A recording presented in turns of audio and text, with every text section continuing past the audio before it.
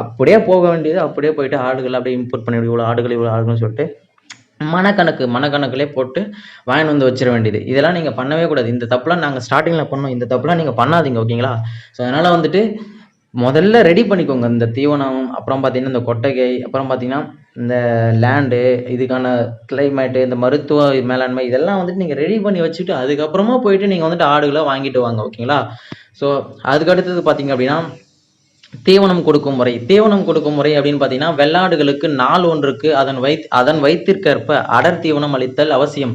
அதாவது வெள்ளாட்டுக்கு வந்து பார்த்தீங்கன்னா ஒரு அடர் தீவனம் அப்படிங்கிறது அது ஒரு நாளுக்கு எவ்வளோ கொடுக்குதோ அது வயிற்றுக்கு ஏற்ற மாதிரி ஒரு புடி அளவு கொடுக்கணும். நீங்கள் அப்படியே கண்டினியூஸாக ஒவ்வொரு நாளும் நம்ம இன்க்ரீஸ் பண்ணிகிட்டே வரணும். ஒரு மாதம் முதல் 6 மாத குட்டிகளுக்கு 25 கிராம் முதல் 35 கிராம் தீவனமும் 6 மாதம் முதல் 12 மாதம் வரையில் இருக்கும் குட்டிகளுக்கு 50 கிராம் முதல் 100 கிராம் வரையிலும், சினப்பருவத்தில் 175 கிராம் ஈன்ற ஆட்டுகளுக்கு 200 முதல் 250 கிராம் கிடாய்களுக்கு 300 கிராம் என்ற அளவிற்கு அளிப்பது சிறப்பாக இருக்கும். இப்போ நான் படிச்சது உங்களுக்கு புரியல, நீங்கள் அப்படியே பாஸ் பண்ணி நீங்கள் படிச்சு பாருங்க, உங்களுக்கு தெரியும், ஓகேங்களா? அதாவது அந்தந்த எடைக்கு ஏற்ற மாதிரி அந்தந்த மாதத்துக்கு ஏற்ற மாதிரி கொஞ்சம் கொஞ்சமாக இன்க்ரீஸ் பண்ணி கொடுக்கணும். அவ்வளோதான் இது டோட்டலாக, அவ்வளோதான் இது கண்டென்ட். மெயின் விஷயம் இதுதான்.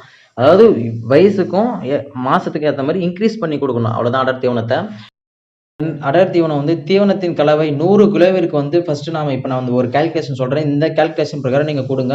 அதாவது மக்காசோளம் மற்றும் கம்பு 35 முதல் 40 கிலோ, ஓகேங்களா? அடுத்து ராகி மற்றும் இதர தானியங்கள் 10 கிலோ, அப்புறம் கடலை புண்ணாக்கு 20 கிலோ, கோதுமை தவிடு மற்றும் அரிசி தவிடு 10 கிலோ, ஓகேங்களா? கோதுமை தவிடு 10 கிலோ, அரிசி தவிடு 10 கிலோ. அடுத்து தூரம் பொட்டு மற்றும் பாசி பொட்டு 17 கிலோ, தாது உப்பு 2 கிலோ, சாதாரண உப்பு 1 கிலோ என்ற அளவில் 100 கிலோ அடர் தீவனத்தின் பகுதிகளாக இருக்க வேண்டும். இந்த மாதிரி பிரித்து நீங்கள் அந்த அடர் தீவனத்தை கொடுக்கும்போது பார்த்தீங்கன்னா நல்லா தெரிஞ்சுக்கோங்க கைஸ். அதாவது அடர் தீவனத்தை கொடுக்கும்போது மட்டும்தான், அதாவது சப்ளிமெண்ட்ரி மாதிரி அது, ஓகேங்களா? அதை கொடுத்தா மட்டும்தான் ஆடு ஈஸியாக வெயிட் கெயின் ஆகும். ஸோ அதுக்கடுத்து இன்னும் பார்த்தீங்கன்னா இந்த வீடியோ வந்துட்டு ரொம்ப லென்த்தாக போகுது. ஸோ அதனால் வந்துட்டு இந்த வீடியோ நான் 2 பார்ட்டாக பிரிச்சிருக்கேன், ஓகேங்களா?